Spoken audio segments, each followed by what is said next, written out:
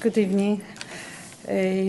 On behalf of the Institute for Human Sciences at Boston University, I welcome everybody today for tonight's panel discussion, Getting to Know the European Union, Denmark and the Netherlands. We have two guests today, the Ambassador Friis Arne Petersen, Ambassador of Denmark to the United States, and Christiaan Mark Johan Kroner, Ambassador to Netherlands to the United States. And moderating our discussion is Alan Berger, Senior Editorial Writer at the Boston Globe. And tonight is the third of a series of 6 debates with European ambassadors at Boston University this fall. These debates are taking place as part of a larger project of the Institute, which is entitled, as I already read, Getting to Know the European Union, Member States in Focus. The project is generously funded by the European Commission delegation in Washington, D.C. We want to learn about the European Union, about its policies and institutions as they function on individual country level. The debates with European ambassadors center on the question, what does it mean in practice to be a member of the European Union?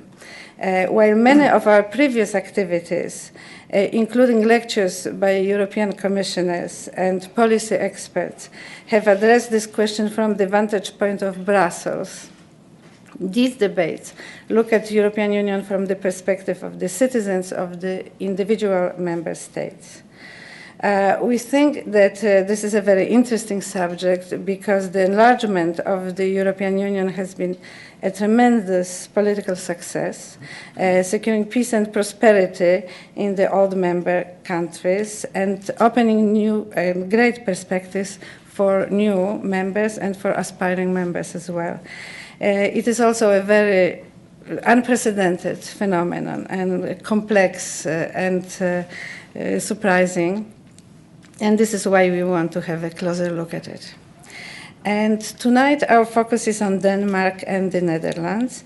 And allow me, therefore, to say a few words about our speakers. Ambassador Friis Arne Petersen has been Danish ambassador to the United States since October 2005. He began his diplomatic career in 1985, and he has been involved in the European matters and in the enlargement and in the functioning of European Union right from the very beginning. Probably the most consistent participation in these processes among many diplomats in Europe. He worked on Russia, on Eastern Europe, on the Balkans, and in fact on European affairs. For a time, he was responsible for Denmark's policies towards enlargements, both of European Union and of NATO. In July of 1997, he became head of the Foreign Ministry, assuming the position of Permanent Secretary of State. Ambassador Petersen has paid also particular attention to the North Atlantic parts of the Danish kingdom, to Greenland and Faroe Islands. He conducted the negotiations with the United States concerning Denmark's contribution to the United States missile defense system, paving the way for the Igaliku Agreement of August 2004 between Denmark, Greenland, and the United States on the use of the Thule radar in Greenland. Ambassador Christiaan Mark Johan Kroner was appointed ambassador of the Netherlands to the United States in August 2006. He previously served as the Dutch ambassador to France, to Italy, and Israel. He joined the Ministry of Foreign Affairs in 1973 and has held several positions throughout his diplomatic career. He was also involved in security decisions as deputy head of He is deputy head of the Directorate Atlantic Cooperation and Security Affairs at the Ministry of Foreign Affairs. Among his many postings, I will mention just one in Vienna for the Mutual and Balanced Force Reduction talks. So we have therefore two incredibly experienced speakers, and we have a very interesting evening ahead of us. And the structure of the evening is as usual, that the speakers will start with short introductions, and then Alan Berger from the Boston Globe will lead the discussion, will ask questions, and will open the discussion for the public. After an hour and a half, approximately, we'll have a reception outside these doors. The reception will allow us to continue the conversation, so everybody is very cordially invited to it. Thank you.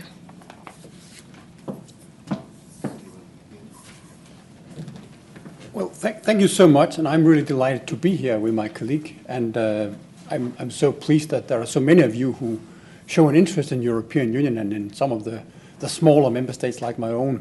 Netherlands is a much bigger country than us. We Danes really admire the Dutch for being so efficient. They are 15 million. We're only a small tribe in Denmark, 5.5 million. So we have very big diversity inside European Union. I will try to say in very few words what I think the Danes think about the European Union, how we work within it, and what kind of phases we have been going through. But I will do it in a very, very short period of time, and I will hope that we will therefore have relatively brief introductions and hopefully a very active exchange of views, questions, comments, and of course maybe even debate. I would very much appreciate that, because that is what Europe is about. Europe is a very diverse continent. It's a very powerful economic entity. It is probably the world's largest free trade area, the world's biggest assistance donor. It's probably one of the most progressive in many ways in climate change and energy, in spearheading human rights for a long time, and in the way that we try to unify our continent, we actually try to respect exactly those values. We come from a very, very dark past. I will not dwell on that. I will just jump into those last 50 years, where we Danes have been members of the European Union only for 35 years. We could have been members a little bit earlier, in the beginning of the 60s, that is shortly after the Union was created by the French, the Germans, Italians, and the three Benelux countries. But we didn't want to leave our friends in the United Kingdom and Ireland and Norway behind us. So we awaited until the French were ready to have the Brits inside the European Union. We have then seen a number of enlargements with very important countries in the southern part of Europe, Greece, Spain, Portugal, the EFTA countries, Sweden, Finland, Austria, and unfortunately not Norway.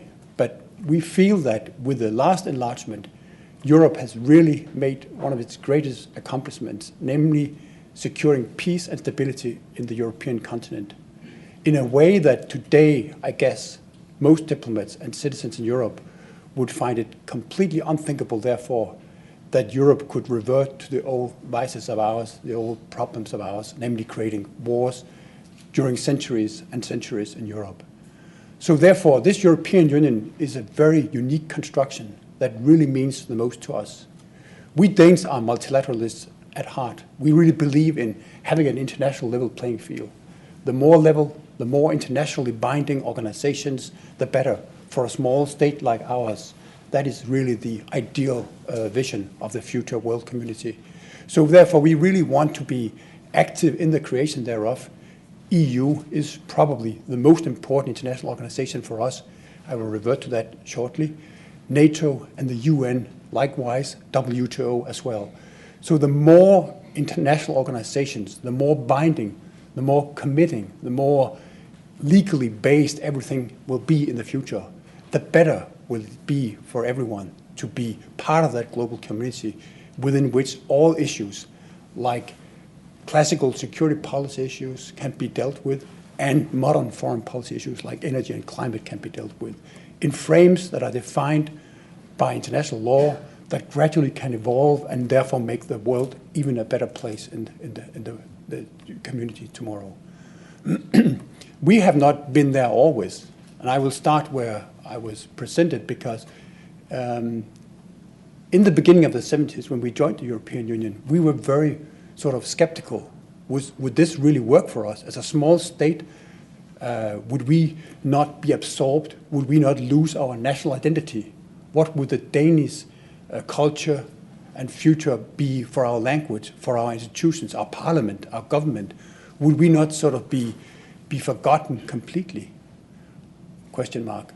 We had 6 referenda to deal with those questions, to gradually accept integration in depth in Europe. That means giving this European Union construction more and more competences, that is, giving away some of your national sovereignty to this supranational entity of the European Union, and thereby, hopefully, binding Europe more and more strongly together in a peaceful cooperation, but at the price and at the sacrifice, potentially, of giving up national sovereignty. So that is probably the most important daily theme for Danes to sort of relate to. Are we now in the European Union so successful with 27 member states in the Union and so much competences given to this supranational entity with a big European Council, a lot of ministerial councils, big European Parliament, more than 700 members of Parliament, institutions like the court, auditors system, and we only being 5 million out of 500. My guess is that most Danes today surprisingly strongly and clearly answers this question. Yes, we have given up national identity and sovereignty, but only to gain more influence on the way that the world works today and tomorrow. So we find it a very attractive zero-sum game to give up what is normally embodied in our Constitution and in powers conferred to our democratic institutions, and give that and share that with European countries. It really works well with us. We've even come so long that we now start being active and say what we would like to see, and not let the German, French sort of classical engine of integration in Europe be the driver of European Union directions in different fields. And I will therefore try to make this presentation very short and say that those areas that we would think that we have a certain responsibility for having brought to the table, brought to this creation of European Union, is issues like openness in a society, extremely important for Danes. I'm not saying that it wasn't important for Southern Europeans, but we are the ones that in different, what we call intergovernmental conferences, that is these conferences where the member states of the European Union produce new treaties, have really sort of insisted on having this. Why? Simply because we couldn't persuade Danes to believe in the workings of the European Union if they, these European bureaucrats, these big European powers down there in Brussels, would be the ones who would be deciding on our behalf without us having insight, transparency, understanding. So with that openness, I think we have been able to create a more legitimate, also maybe a more efficient European Union with its bureaucracy. Another issue would be, I think, the use of subsidiarity principle. For Americans, that's easily understood because you have the same in your political culture and discourse, namely that you want to have issues, political issues, economic issues, other issues handled at the lowest possible level in the different states. With all the diversity you have in the United States, we have the same in Europe. In the cities, big cities, maybe like 5.5 million people, equal to the total Danish population. And not at the federal level, if you can avoid it, because federal legislation and federalism is not always just good, it's not always efficient. So this is another issue that is very important to us. Environment, in the 80s and the 70s, when we Europeans, at a very high standard of living, sort of finding new ways of doing things, we really appreciated in Denmark that if we should be part of Europe, it also had to have a very green sort of policy and substance. So therefore, environment and later on energy and climate has been very important for us. We, at the same time, of course, like and share the idea that the European Union should have a common agricultural policy, fisheries policy, have a common trade policy, very important for us, and a common foreign and security policy. And that integration in depth has to engage in the width of all these issues. And this is where I think we are today, in a very refined European Union. Not at all perfect. We had difficulties in, I think, ratifying the best of all the treaties we've seen the last 30 years, namely the Constitutional Treaty. I regret that. It was a pretty strong, good treaty. It would have allowed Europe to even do better in the global competition. It would have allowed a lot of European citizens and companies to feel even more realized and courageous in the world community with globalization as is. But we managed in a very relatively short process of 2 years to adapt that constitutional treaty into a reform treaty with a lot of essence of the constitutional treaty. So we are about, again, in Europe, to do this trick, political trick, or necessary political realization of integration by having more institutions built, more efficiency in these institutions, more majority decision making in the councils, more efficient cooperation between the council and the parliament, but also even more openness, more subsidiarity, and therefore more efficiency in the union. I probably should try to be keeping my promise and keep this short, so I will conclude here. I will hope that I have not painted too rosy a picture of us Danes. I mentioned briefly that we had 6 referenda. Only the Irish have had the same in their democracy and in their constitutional practice of agreeing to the gradual evolution of the European Union competences. I think it has worked well for us. We have not always been able to, we, the Danish government, the Danish parliament, where there always have been a huge majority in favor of this sort of foresighted policies, to have our people support it, because there has been a popular political movement outside the representatives elected by the citizens of Denmark that was sort of going against the elite's current thinking. So they were skeptical. Would we really want that? And the best example of this is the referendum we had in 92, where the Danes just came out of the Cold War like any other European country with a lot of extreme joy. You possibly cannot really imagine what it meant to be being a neighbor to Eastern Germany, Poland being member of the Warsaw Pact, the Baltic states being occupied illegally by the Soviet Union. And all of a sudden that disappeared. The Soviet Union disappeared. The Iron Curtain broke down. Germany unified, reunified. And that was important, extremely important roles. But the most important role was the role that the European Union and its integration was playing for us and gave us more national security, increase and gain ever in the post-war period, namely a strong binding cooperation that allows us to believe that Germany and the rest of us will live at peace in the foreseeable future. We, however, could not in Denmark, so shortly coming out of that period of Cold War in 92, be part of that agreement that the Maastricht Treaty represented, a real quantum leap forward in terms of integration in depth. We produced in Europe a treaty that foresaw a European currency, a euro, European defense. We are so staunch believers in NATO that we couldn't really believe that could Europe be militarily of avail and create a European defense? Where would NATO be? Where would our transatlantic ties with the United States be? The leadership of Denmark, yes, we were all in favor. 80% of members of parliament said yes to this treaty, even said yes to creating a third pillar of what is called justice and home affairs cooperation. Most sensitive issues were all of a sudden brought into the European sort of public realm and domain.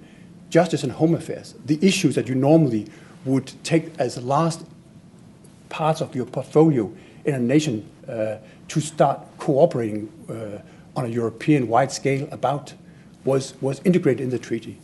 So we had an outcome that was very unfortunate. We almost made it. I think it was 49.7% yes, but 30,000 Danes couldn't really understand this. I think it's a challenge to persuade a whole population to understand this kind of treaty I just try to present to you in very, very brief words. And it is actually, in any democracy, very, very easy to oppose such four-sided treaties and in-depth presentations, as the Maastricht Treaty represented. As a consequence of this no to the European best and most four-sided treaty, we Danes therefore have an opt-out on the euro, on the European defense and justice and home affairs. We, I think, pay a price for that. We tried to correct the euro in 2000 by a new referendum, but the Danes said no. They were apparently, the majority of them, you can interpret it in many different ways, so affluent they didn't want to be part of the political process in the European Central Bank in Frankfurt. They sort of said, we can afford to stay out of it. We pay a price politically, but we want to have more national sovereignty and retain our currency. Today, we have lost, I think, some of the economic arguments because the Danish interest rate is lower than the European euro interest rate. At the time in 2000, that was at least not the case. We could argue that the stability of the Danish currency could be even improved by being a member of the euro. Today, we see an macroeconomic development in the eurozone that is much less attractive than the one we see in Denmark and Sweden and UK. So given the macroeconomic performances, I would never advise my prime minister to dare take a referendum on whether to become members of the euro, because the euro is doing fine. You can look at the rate between a very important currency in the world economic market and the euro, that is the dollar. But the Danish currency is doing even better. So this is some of the difficulties in being part of this. European defense, I think, is the most difficult part, that we are not part of that. And in the future, I really hope that Denmark will be able to take another decision. Should we not join this European military dimension, let the NATO cooperation be strengthened, be stronger, but also let the EU have a military role that could complement and maybe enlarge the transatlantic cooperation. Not always in great agreement, also sometimes in competition. That's what Europe and the United States is for. We don't have to agree on everything. And we could also have the division of labor in many instances, and I can expand on that. But this is a very shortest presentation I can give to you of a very important issue. The Danes like being inside the European Union. A Dutch university has for a number of years studied which country in the world is the most happy country of the world. And to our great surprise, we come up as number one year after year. And I don't know how the Dutch, they make this, but they're apparently trying to be kind to us and lure us into believing into this. So we are very fond of the Dutch. We like them. And we like, I think, being with Europe. It's a fantastic cooperation. It was said that I worked with European Union matters for a long time. And it was such a gratifying, sometimes hard, sometimes difficult job. But you can imagine that attending the EU foreign ministers meeting from '85 till I came here in October '05, and seeing all these difficult European discussions on the Balkans, on Russia, on Africa and Middle East, and how we could try to step up to the plate, be of more avail in many international discussions. It's been wonderful, especially because we've grown. We're not yet a military power, but we have so many other things that I started by referring to in other domains that we still represent a very attractive and I think competitive global regional cooperation to be inspired by the rest of the world. We have a long way to go, and I think we will pursue that very actively. But we have many different member states and political discourses to cater for in a very diverse European continent. The smallest, but also in a way, one of the most complicated and most successful. Thank you so much.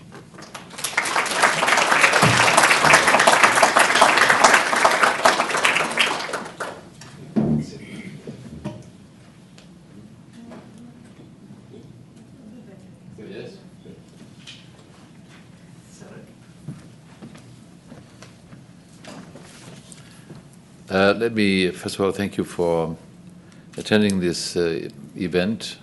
For us who serve in the United States, to be able and allowed to say something about Europe, I think is a very welcome event, because I will not shy away from telling you that I think this is a general impression that the overall knowledge in the United States, which of course is a very big country, on European affairs is maybe not always up to date.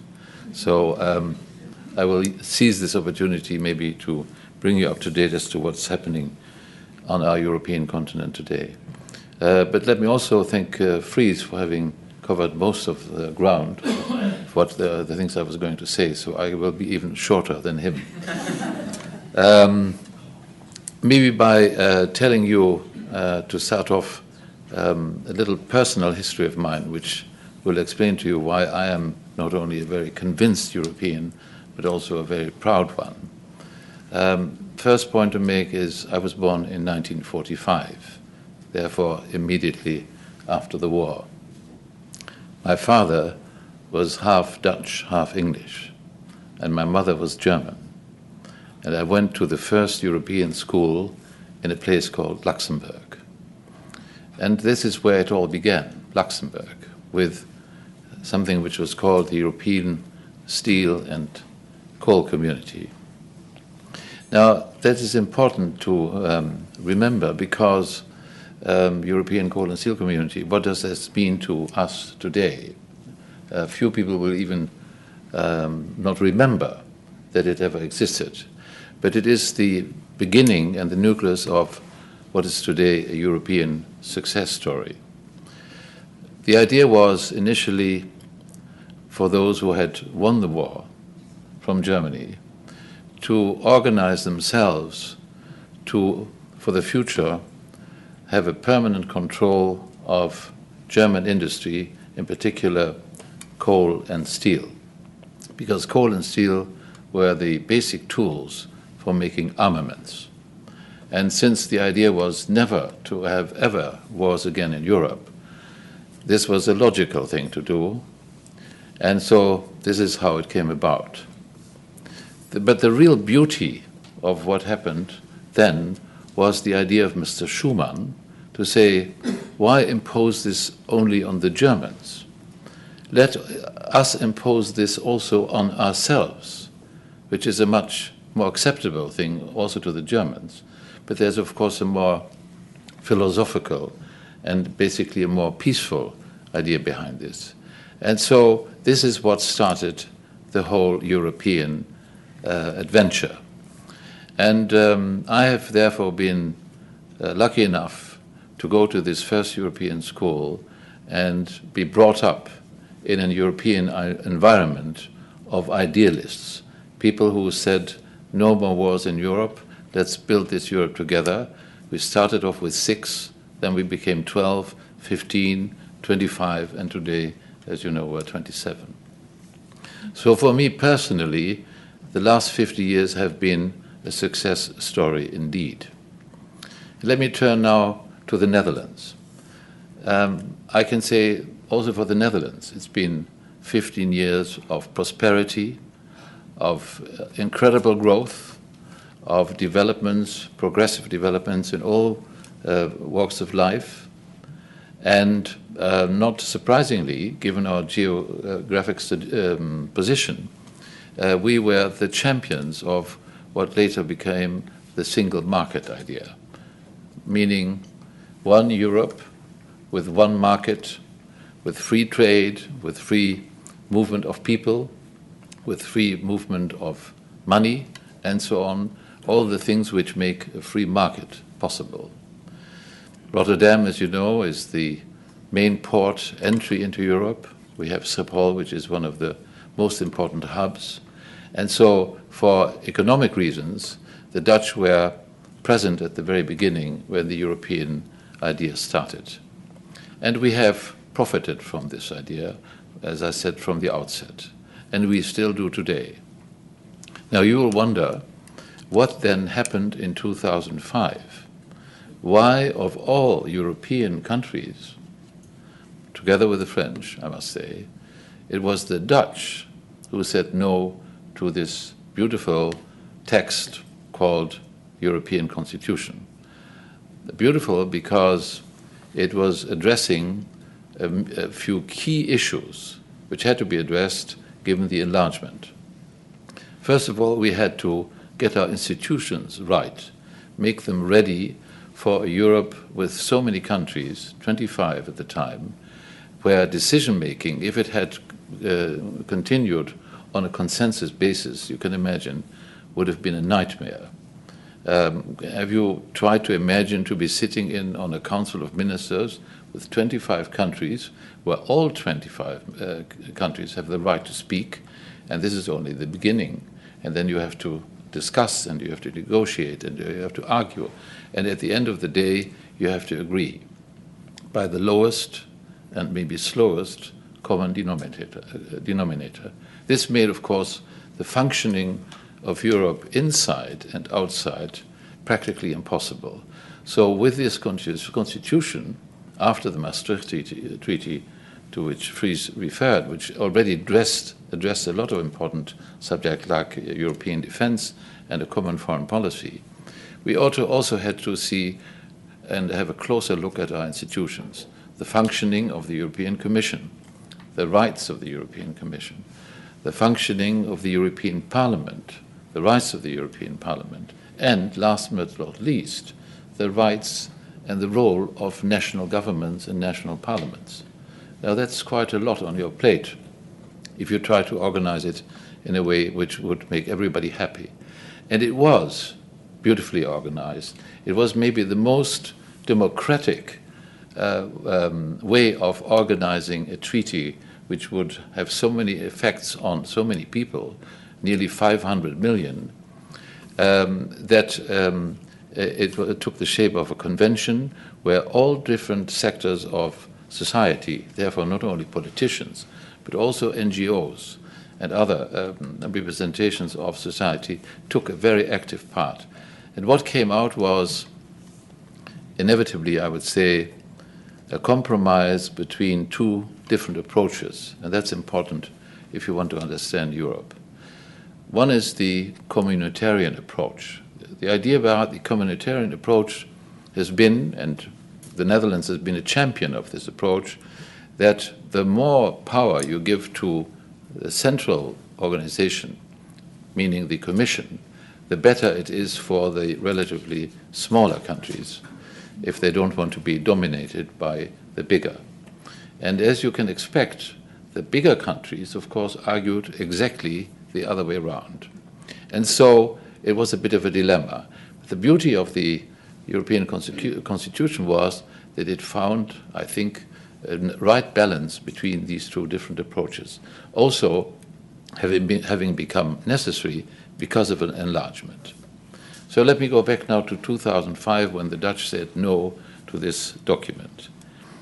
And what is the explanation? Is there one? There must be maybe several answers.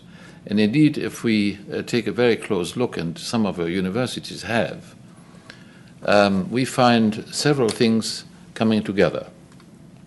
First of all, the enlargement per se. I remember me telling you how we jumped from 6 to 12 to 15 and then to 25.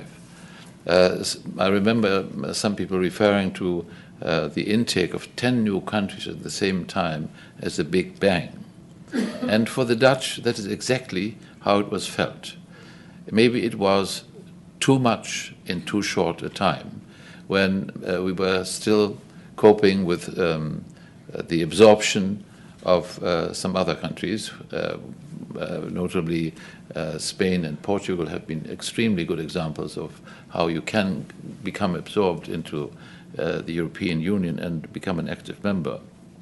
But here we were dealing with a lot of countries which had been in the Iron Curtain behind the Iron Curtain for 50 years, and which had therefore not grown as some of us on the other side of the fence, and were lagging behind in many ways. First of all, their own countries, communist regimes, turning democracies overnight. State-run companies needed to be becoming privatized overnight. A market which was directed by governments needed to become free markets. All of these things were, of course, tremendous tasks for those governments concerned, and of course to prepare these countries to entry into the European Union. The existing European Union prepared and helped these countries for several years to make this intake less dramatic. But still, it was felt in the Netherlands as maybe too much too soon. That is one element. The other element is our own inside story of a country which had become more and more pluricultural, multicultural, with ever-growing population of Muslim origin. And so we had all of a sudden to address a very new phenomenon, a country which had been and is still renowned for its tolerance, all of a sudden realized that tolerance is not the same as integration. In fact, you could argue that integration is the ultimate form of tolerance. But the Dutch population was not up to seeing these things in this way. Strangely enough as it may sound, 9/11, the traumatic impact of 9/11 on the United States also had its impact on Europe, and certainly on my country, not only in terms of showing and feeling solidarity and sympathy.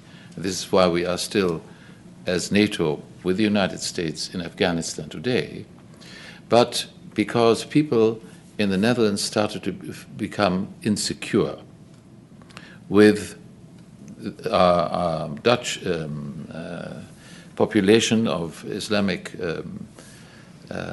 background, the assassination of a very well-known Dutch artist, made these people wonder whether they were still, if I want to be blunt, masters in their own country. At the same time, we saw in the bigger cities, we saw self-styled or self-imposed ghettos by some of these countries, originating from Tunisia, people originating from Tunisia, Morocco, and Turkey especially. And it led to, let's say, original Dutch people leaving their respective parts of town and moving elsewhere. All of these is, of course, contrary to integration. And so the Dutch governments at the time, struggling with this phenomenon, had to adopt a new approach by imposing laws which make people learn Dutch, which make people learn the history of the country, which make people learn the institution of the country, and so on and so forth, to bring about this feeling of cohesiveness, which, after all, is necessary if you want to call yourself a Dutchman or an American, or if you want to be part of a nation, and therefore having a nationality. But in a globalized world, and this is the third element which explains the insecurity, and some people even refer to an identity crisis taking place in the Netherlands, although I personally believe that that is going too far. But also globalization had its effect, and it has certainly enhanced the feeling that borders were becoming meaningless. Also the concept of nationality, to which I was referring to. What does it mean to have a passport of a country today? Does it mean that you belong to that nation? It's a big question mark. The concept of nationality itself, by international law, taking on different forms and shapes. The whole debate about having double or triple nationality became part of this debate. So all these things became turned into motion and added to the insecurity and the confusion. These are, I think, the main ingredients which explain why the Netherlands said no. Maybe you could say that they said enough is enough. There's another element which mustn't be overlooked. And I think, Friis, you also dwelt on this. The role of Brussels, meaning the European Commission. The success story of Europe had been for 50 years essentially the success story of governments building Europe, and not so much the success story of the peoples, although they, of course, quickly, as people do, become used to the benefits, having the same currency, not having to show your passport at borders, going to live everywhere you like, enjoying the riches and the cultural heritages of other European countries without hindrance or difficulty. These things are, of course, very nice and make people happy. But then they also found that there's another side to the coin, and there's an amusing example, but it is in fact true, when our classical window cleaners who use ladders in the Netherlands, you know, because we have very tall houses, especially in Amsterdam, were told that by Brussels regulations they could no longer use ladders. Well, of course they were disappointed, and then most of them didn't continue to have a job. So this is only a small example of what was felt as growing interference with Brussels bureaucracy in the direct private lifestyle and life situation of individuals. All these factors, therefore, combined, and they all came more or less at the same time, explain why we said no to this referendum. Maybe there was another element also in the sense that it was the first time the Netherlands were asked to give their opinion in the format of a referendum. We don't know the referendum, it has no constitutional base, but there was an initiative from Parliament where people said let's have a consultative referendum. Let's consult the people on this next important step and see what the outcome is.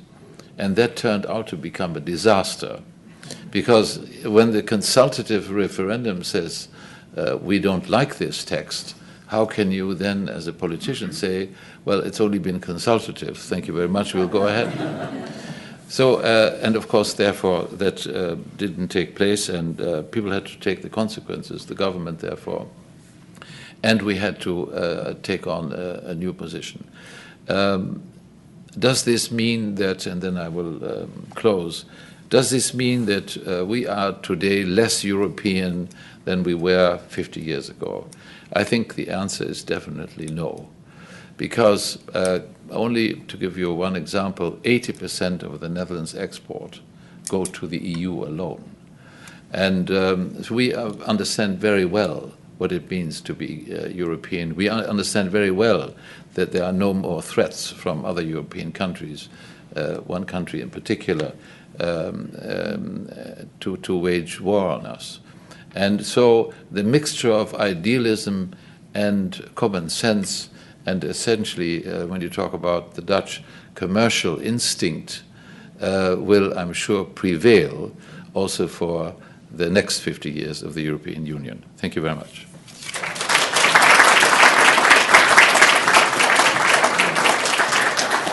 Thank you, both of you. I'm going to ask just a couple of questions so we can get to audience questions. And when we do, and you ask questions, you can come to either of the two microphones, and I'll call on you. I wanted to ask about what seems a difference between the political elites and populations in both your countries.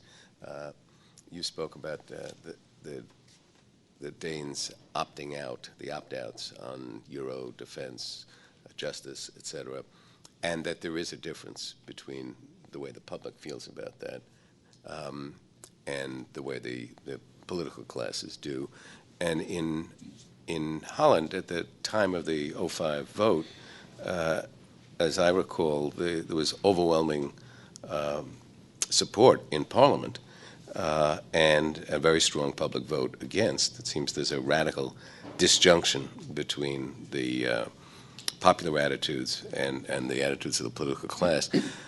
A, is that changing? And B, how can either the political class convince the public the values of further European integration, or will it be the other way around? Well, I think that because of our constitution, because of our constitutional practice, because we had to join the European Union by having a referendum to approve that we wanted to join, we have come to live by having a full-fledged democracy in some kind of ideal sense that is probably not really thinkable in theory, but we have to live by it in practice, and we have been able to sort of model through by having this disconnect between the elite, the political representative people in the judiciary, in the parliament, connecting better to the grassroots, to the citizens of the country, on an issue that is so complex and difficult to explain. Because I have been brought up since the first EU referendum in '72 till today in all this EU speaking terminology, knows all these treaties almost by heart, it's sometimes even difficult for me, who try to speak English and French and German very fluently, to do it in a way that ordinary citizens can understand if I don't take care. Because it's such a wonderful legal reasoning that is represented in these treaties of ours, and the way that the Union works is so wonderful, balanced with many kinds of considerations and wonderful types of compromises in each and every article almost, that when you start having that political discussion with your ordinary citizens, they get lost. I think Christian's presentation of why the Dutch possibly in 2005 said no to this, I think, very refined treaty is a very good example of that. It's very sophisticated. And it's easier to be a politician opposing that kind of new treaties than being those of us who would then argue it and reason the need thereof. And I think it's a discourse that governments therefore need to learn. I think it's very dangerous when countries that are so refined, so smart, so sophisticated, like even the Netherlands, all of a sudden, without a political tradition and culture for that, starts having referenda. I was very worried when I heard that the Dutch would have a referendum. I was worried when the French President François Mitterrand said he would have a referendum on the Maastricht Treaty. He almost lost. He was as close to losing as we in Denmark were to winning. Only because of the overseas French territories, there was a French yes to the Maastricht Treaty. So I think that just represents how difficult democracies at work deal with integration. And that's a fact of life. It's very complicated in Europe, therefore, to make us succeed with new treaties. And there's no way out of this than to try to engage citizens and enlighten them and have transparency, openness, and a better daily continued discussion on what is the European Union for us. Our whole system is therefore built upon that because we may have in the future new treaties, I don't know when, that may need that the Danes should relate to this, and hopefully a majority say yes. We had, I think, learned some tough lessons since the first referendum in '72 on the single market in '86, Maastricht Treaty in '92, another referendum to try to correct that decision in '93, the Amsterdam Treaty in '98, the Nice Treaty we ratified without asking the citizens because there was no sovereignty given up, and then the Constitutional Treaty. We tried to be very daring. We tried to present the enlargement of the European Union as a very important thing that would unify Europe and give us a very important number of advantages. So much that we were probably one of the countries in Europe that really felt that our citizens would like this so much that would they get a chance at a referendum to express their wishes, they would clearly say yes. And it took years. It took 5, 8, 10 years to have this discourse with citizens, because there is anxiety if you open up the market for Polish labor and the 4 freedoms that Christian explained so eloquently. You need to have that in the European Union. But if citizens are themselves in Denmark having maybe on average $45,000 per capita a year, and all of a sudden you enlarge with 10 states that are very efficient, productive, maybe only having 1/10 of that, your job may get at jeopardy and may be at risk for being taken by some Polish plumber. And that's very difficult then to have a discourse that this is a good treaty that will facilitate this enlargement, that may run new structural adjustments into the European continent that are very far-reaching, especially for you, sometimes those citizens in our countries that are not the best, maybe less than average, well off, having this education and so on. So my guess is that this disconnect really is one of the most important things between the European member states to try to have a discussion on and try to work on and explain, therefore, the workings of the Union. So there will always, hopefully, be a majority in Europe in favor of the need for new treaties, new progress, new advancements. Otherwise, we cannot produce continued reform and change, and we need that.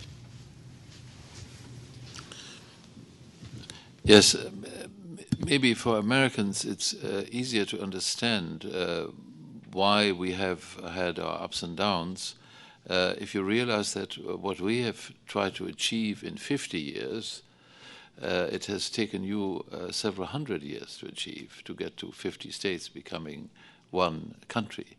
And of course, also in Europe, some people believe that is the United States example is the example we should follow. Well, that is certainly not the case today, as I explained, given the sentiments which run in the Netherlands and in other countries. But it does explain why you cannot do these things so quickly and why it has essentially been a project organized by governments and not so much involving the population. In fact, the knowledge of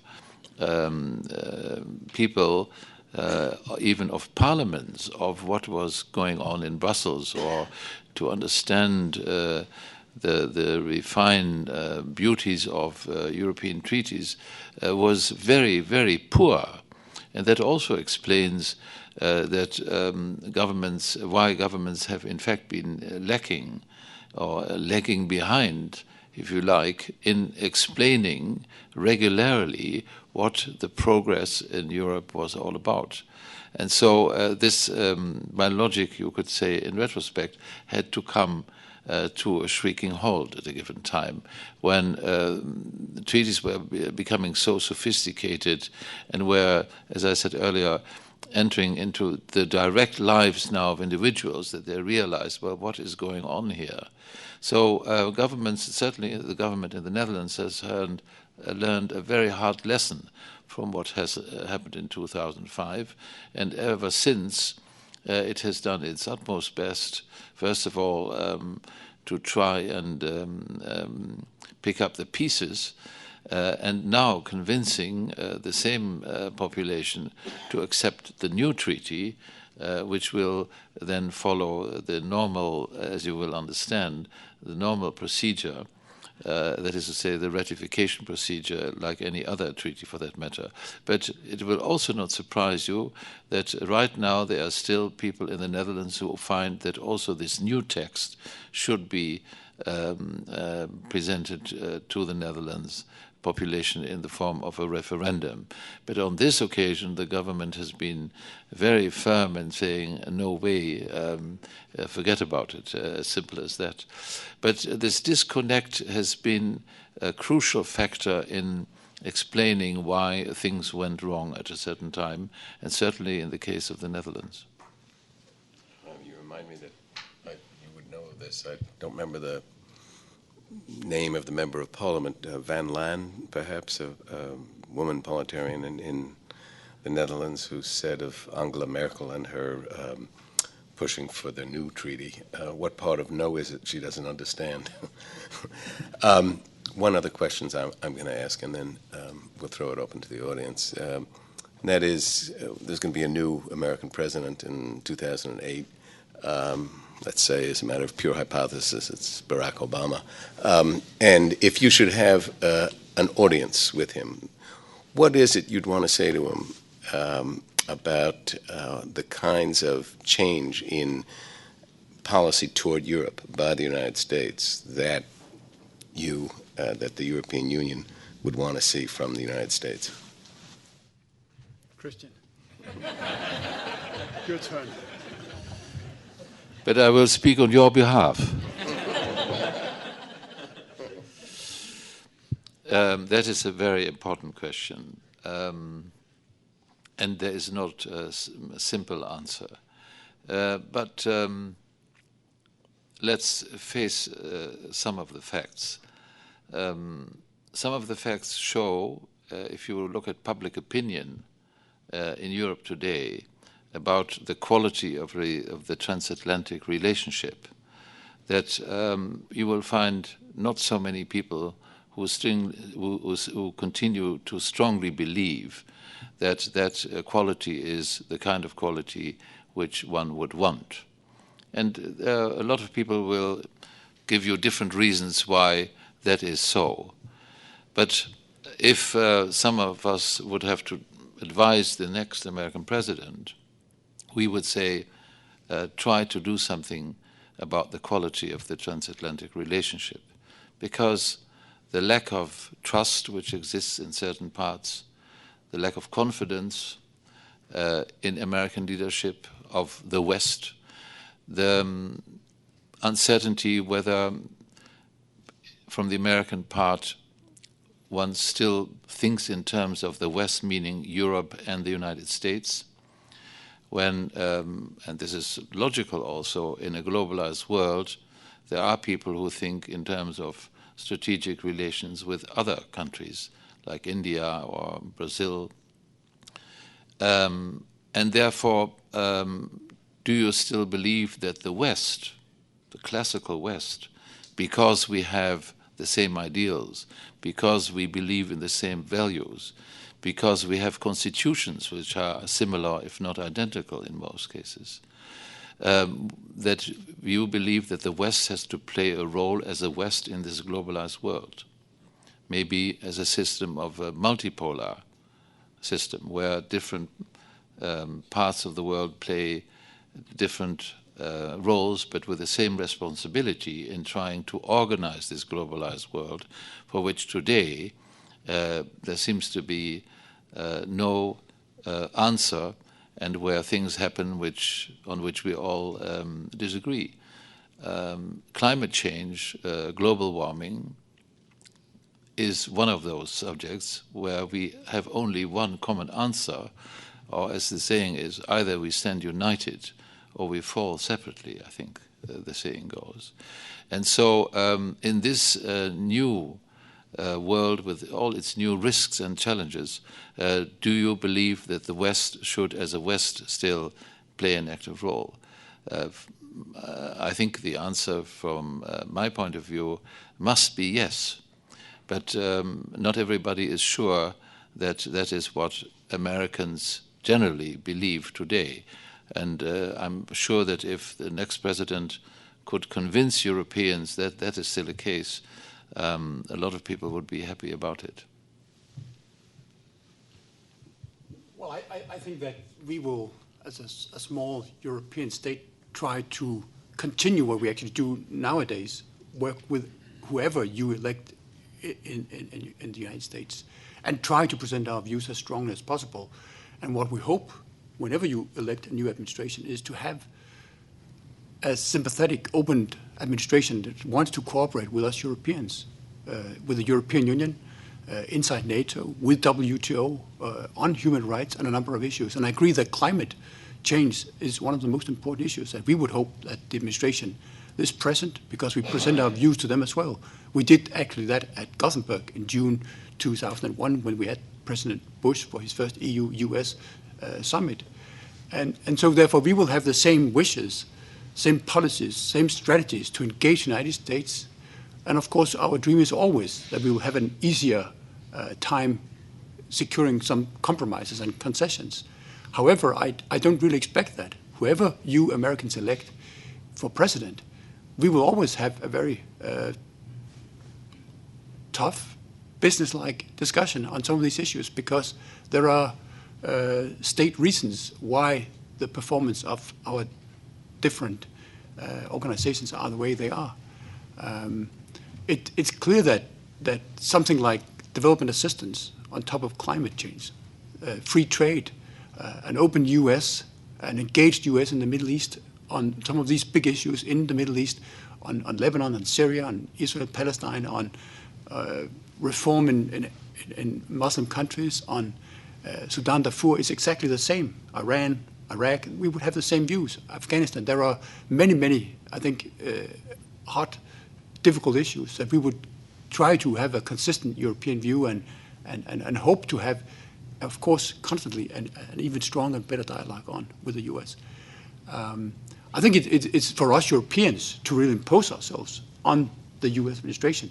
It's for us to be so important and well cooperating and have so much strengths in our different policies that we need to have this cooperation by the U.S. We cannot just hope for it and wish. We have to deliver it ourselves, and that I think is fairly obviously what big actors like China, Japan, and India, Brazil, Russia, and others are also delivering these years. And that's what the European Union, therefore, leaders must tell their citizens in all these difficult subjects that there is a global society out there that will not give us what we Europeans want in all aspects of life. We will have to fight for it, and we have to strengthen, therefore, our cooperation on these issues, persuade it. One of the issues that I try, we of course do this exercise all the time. Christiaan, our colleagues, I can only speak for myself, we are trying to talk to the potential advisors that could end up in the White House. That's a constant job for ambassadors here in the United States. It's a challenging one. It's a wonderful job as well. And we try to persuade them. One of the issues that we, for example, following from what I said, would believe in is UN Security Council reform. We would think that the world community needs a stronger UN. One of the ways in which would be to have a stronger, more efficient, more representative permanent number of members in the Security Council, wherein China, of course, should accept that Japan and India could take a place. Some developing countries in Africa, AU, have to decide who that should be. Brazil, most likely, if you want to be fair to those countries. And we would even like to have Germany. We know that we Europeans are overrepresented, but we will then have to deal with that in Europe in a new treaty or however, so we can have this. But if the international community should be run by more advanced international law and progress on some of these very important and hot issues, it must be the UN Security Council and a committed US to do this. I know that this is going to be very, very unlikely to happen because no administration, not even Obama or Hillary Clinton or other progressive forces would think that this is going to be easy. So we have to try to have this discourse.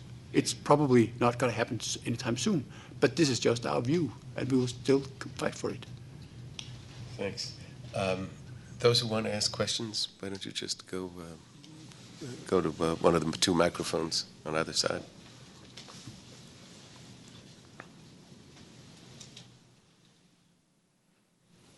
Sorry.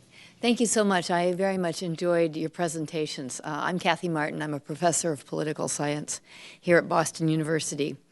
I know more about Denmark than the Netherlands, so I will largely direct my question to Ambassador Petersen. I largely agree with your rosy view of Denmark and Danish society and the Danish attitudes toward the European Union. I also agree with your vision that the elites have been out there on all the issues much more than the Danish population. And in fact, I've heard from my Danish friends that often you have to have a couple of votes in Denmark so that everyone can vote no the first time around and then feel okay about it and vote yes the second time. I guess my question is, there are some significant minorities at this point, significant political minorities, Pia Kjærsgaard and her conservative right-wing party, the immigrants, of course, that you didn't really deal with very much. Also, significant economic minorities. And here, despite the fact that Denmark has struggled to develop a lot of active labor market policies to deal with the long-term unemployed, there's this concept, den rummelige arbeidsmarked, the encompassing labor market. The idea is that everybody can play a part in the Danish economy. Still, if you look at PISA scores, Many more young Danes are dropping out of school at a young age. The number's quite high, just finishing 9th grade and then stopping. Danish education levels for 15-year-olds are down near the bottom at this point in time. And I guess the question in all this is, first of all, what do you make of these significant minorities? And does it have to do with Europeanization? And is it possible to preserve the strong Danish society, which historically has been viewed as almost an organic entity by Danes? Is it possible to do that at a time when Europe is claiming a much larger role in political governance? We are having right now in Denmark national elections for parliament that will be held on the 13th of November. The Prime Minister called these elections because he thinks apparently that his party, the minority coalition government that we've had for the last 6 years, stands so well that they can have their mandate prolonged by 4 years. I guess that my read is we will have a discussion on some of these issues you just mentioned, because the opposition will raise all these critical questions, like any opposition is in need to do, and present their solutions to these issues.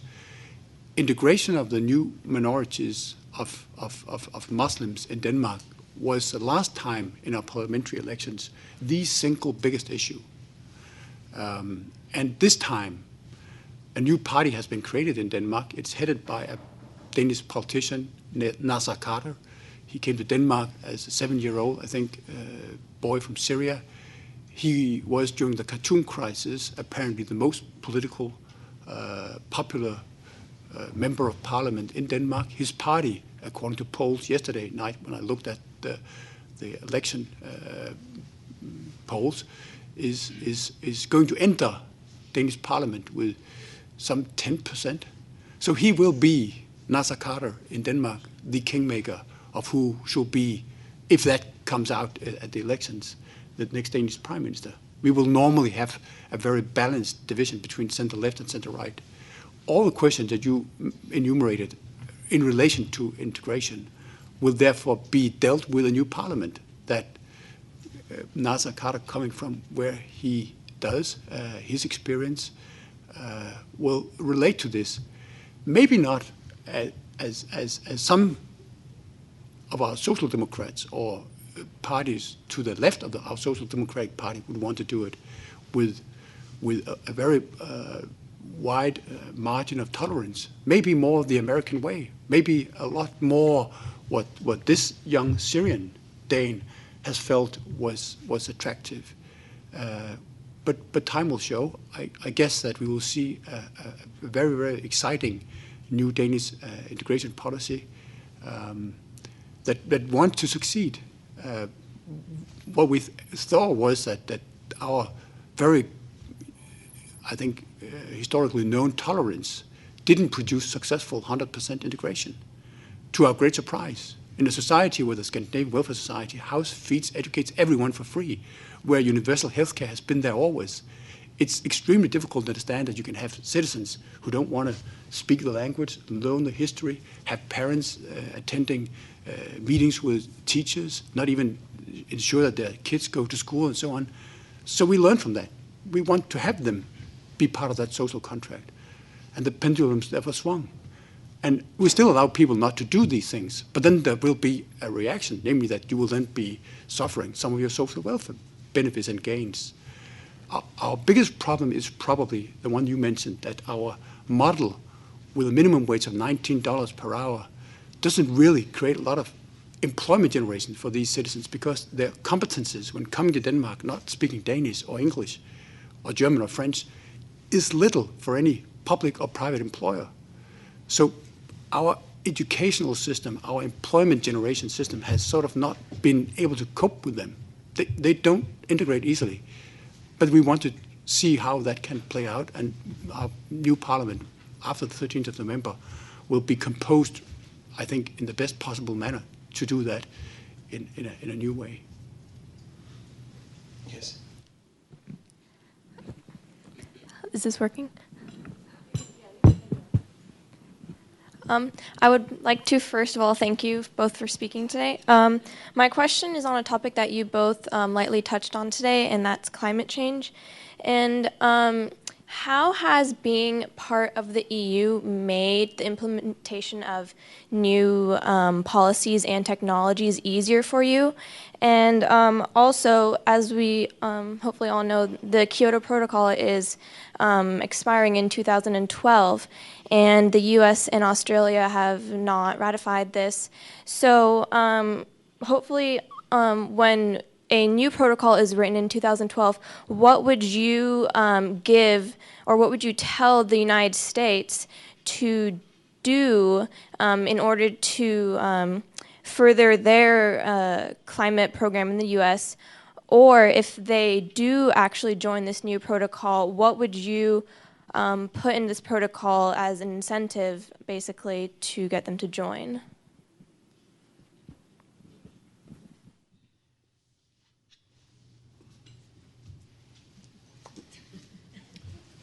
Denmark will host the COP15 meeting in December '09.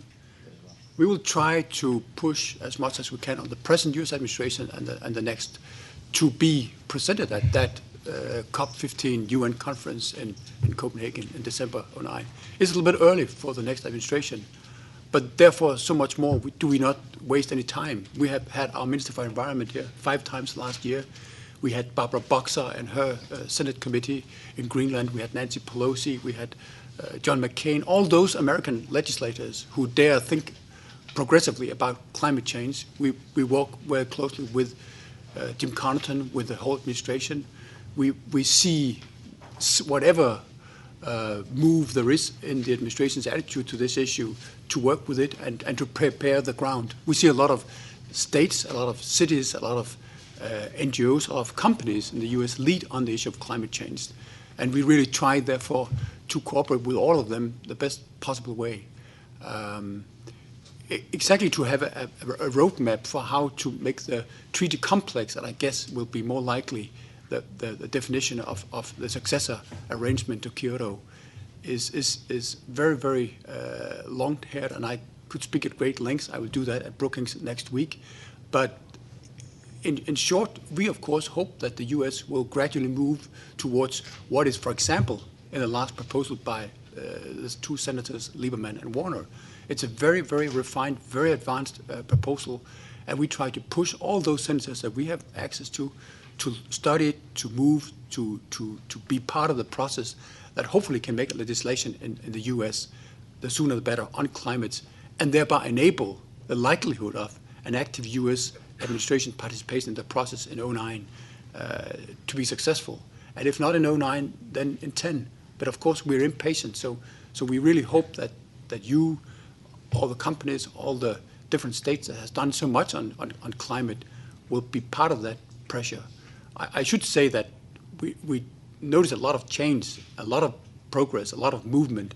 The major economists meeting in the State Department a couple of weeks ago has been disputed by many. I think we Danes are pretty pragmatic people. So whenever we see change in the positive direction, we support it. It's not always what you want, and it's not complete our identical policies. It's not a cap and trade system that we would be in favor of. But whatever movement is good and a step in the right direction. So we welcome that and want to cooperate with that.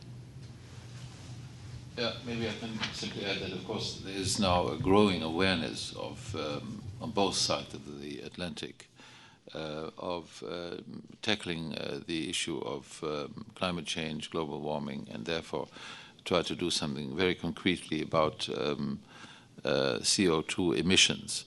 And the European Union is, I think, very advanced on the subject, having agreed amongst themselves to reduce these emissions with 20% by the year 2020, 20% compared to 1995 situation.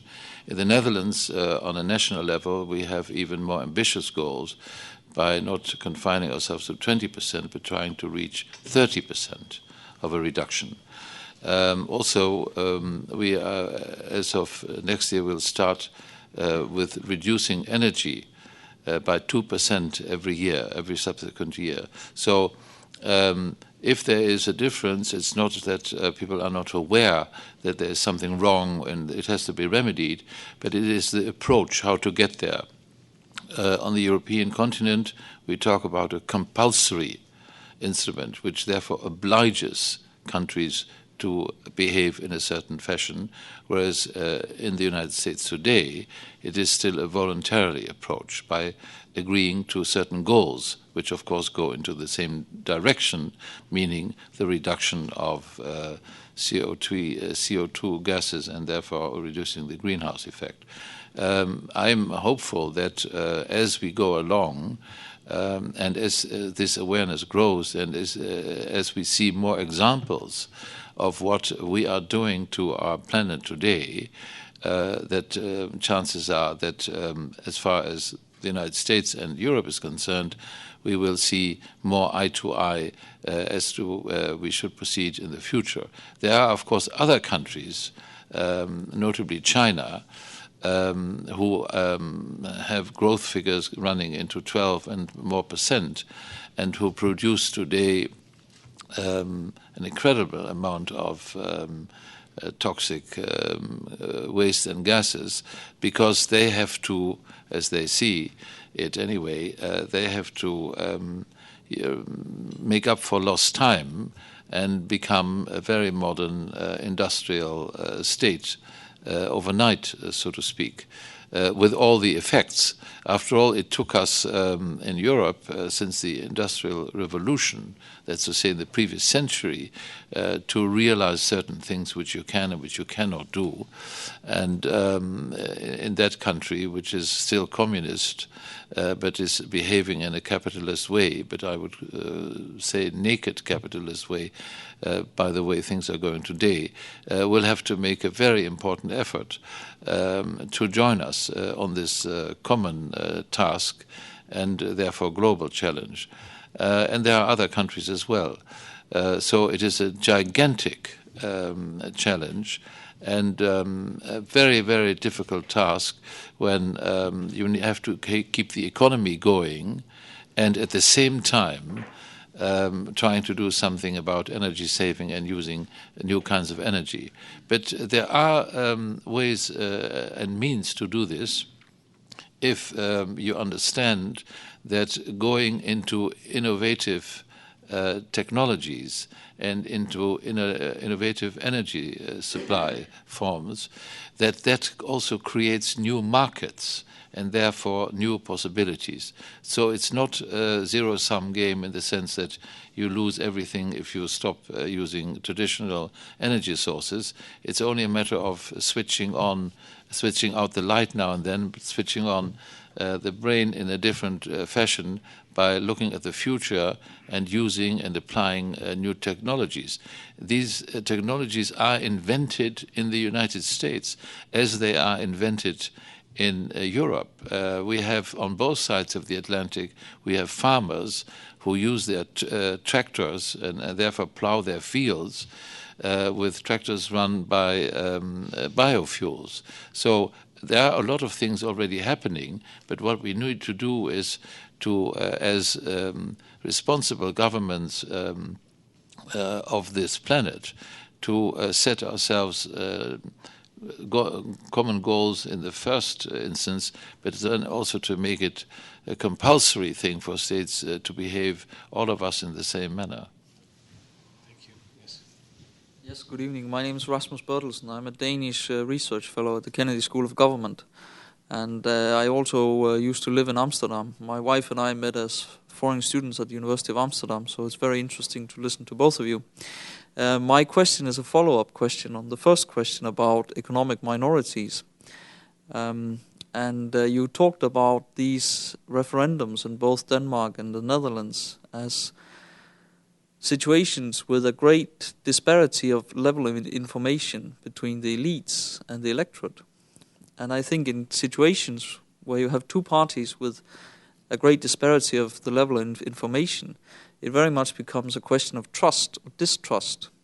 And my personal interpretation of the Danish no's and referendums and also the Dutch was that these referendums were to a large extent votes of confidence by the electorate in the political elite.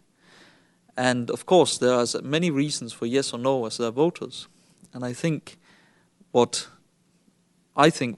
swung the balance in direction of a no was that in these countries, in Europe, even social Europe, you have these big islands of economic minorities, of people who are excluded from the labor market, and for questions of confidence in the political system, in the political class, they will vote. They will give a vote of no confidence in such a vote of confidence in the political class, no matter what the subject is, and no matter what their level of information would be. Thank you. What is the question? Well, it was your comment on this, on seeing these referendums as votes of confidence, as not so much as questions of this different levels of information, but as questions of confidence on behalf of the electorate in the political elites. Well, I think you pointed out correctly that as far as this text of the European Constitution was concerned, there was a majority in Parliament, and that is why the then government went to Rome and signed a very big document called the Constitution.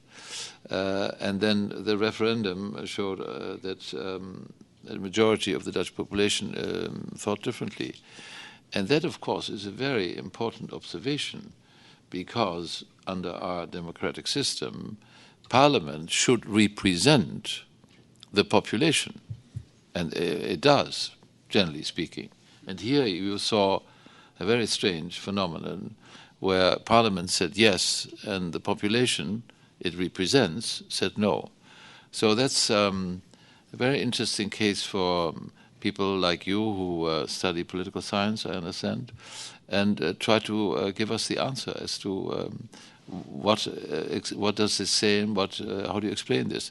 Certainly there is something which I think we see in other countries of Europe as well, where, let's say for 50 years, the same parties have more or less dominated the political scene, where most parties want to sit in the center, because that is where most of the votes come from, and where apparently this situation is not necessarily valid for all the kinds of issues the new societies have to deal with meaning new problems like integration and so on and so forth.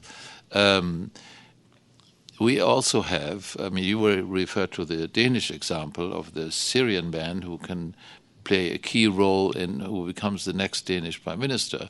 We also have in the Netherlands today people of Turkish origin and other countries who are sitting in parliament. Some are even ministers in the present Dutch government.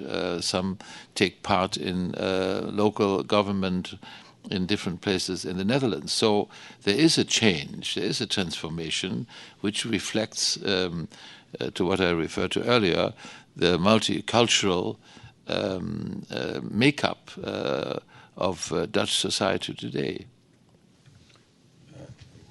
Go on here. Let me just say that there's one clear laboratory example in France coming up to their referendum in 2005. Every time President Chirac spoke in favor on television, the yes vote went down. Yes.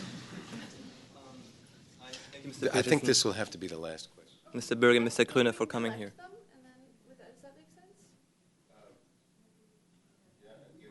Would we do the easy ones only?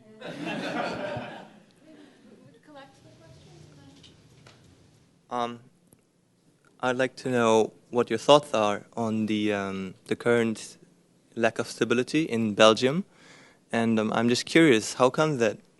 I think it's an irony that the core of the European Union now seems like it might break apart into the Flemish part and the Wallonian part.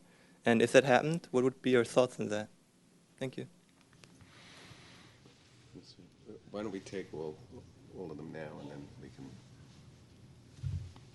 A question about the way governments explain to their people what the European Union is about, especially in the Netherlands. It seems to be lacking. We hear over and over here tonight they have to do a better job explaining it.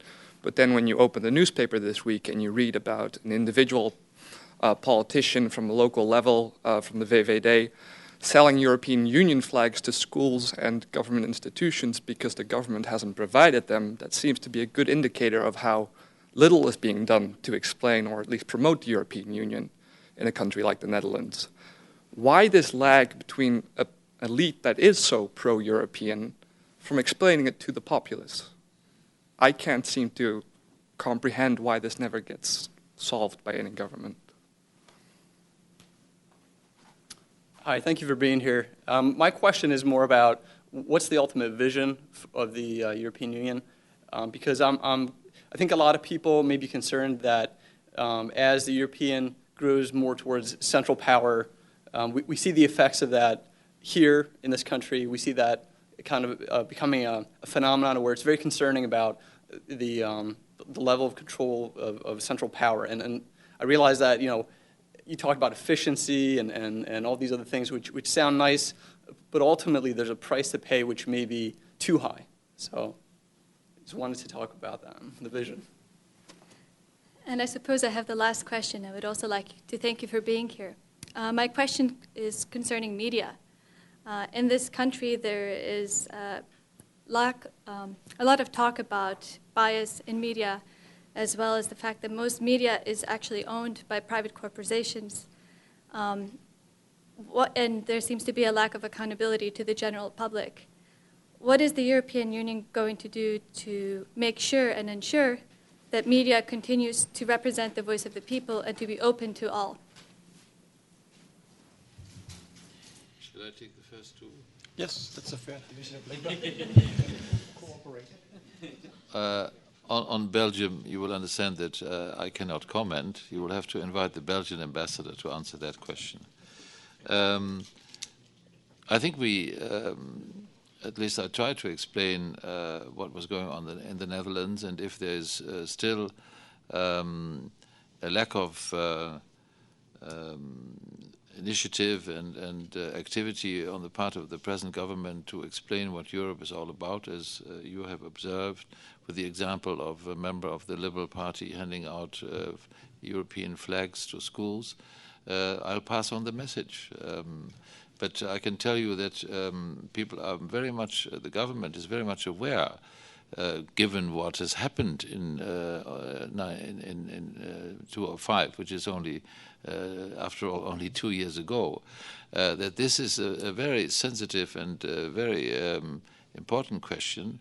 And I am happy to know also personally the new Secretary for European Affairs in the Netherlands, who is also a staunch European, that he's extremely active in telling what the story of Europe is today and what it will be in the future.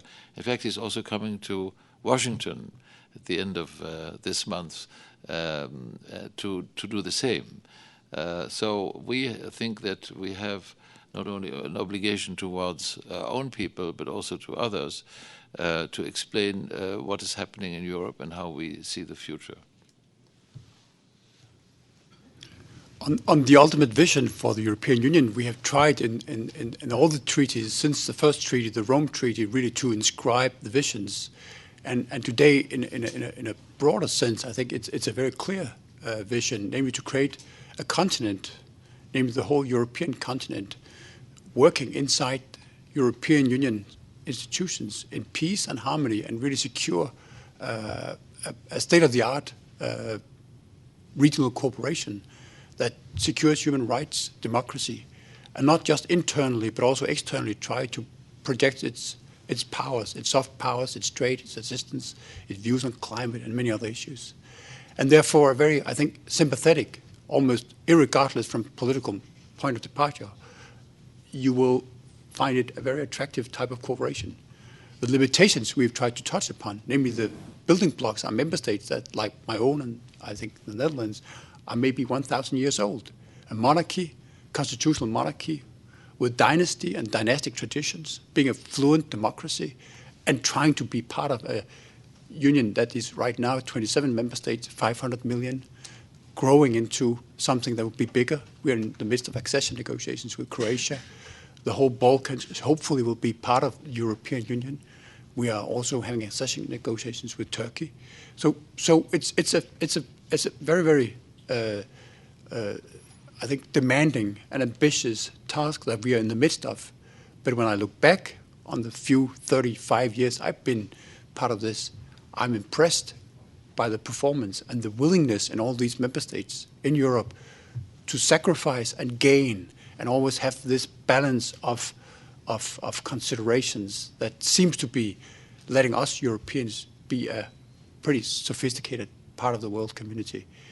And of course also have an even greater, I think, sophisticated type of democracy that allows us to have referendum when we need referendum and have these very difficult discussions with our citizens who are so smart that they don't engage in political parties because they know the political parties will be in favor and have rational, structured processes where the policies will be more difficult to take over.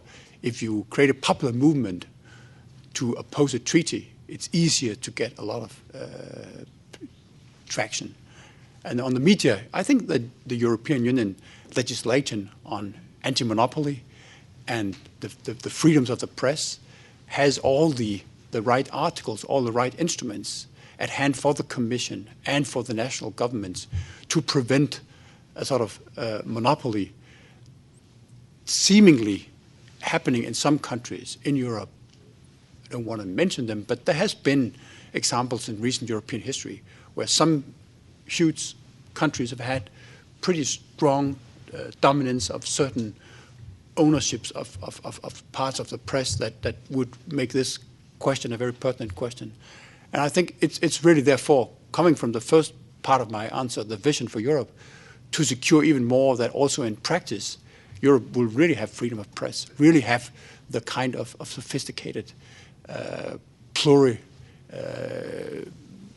vision, view that Europe serves and needs, because we are so divided, so diverse, that we cannot work without a free press. It's simply, I think, one of the most important drivers of European integration, that we have a free press that really works well, that can oppose the authorities, can criticize wrongdoing, and do everything that the free press needs to do. And therefore, I think this is a strategic interest of all governments to secure that there will be no monopoly of press in any part of Europe.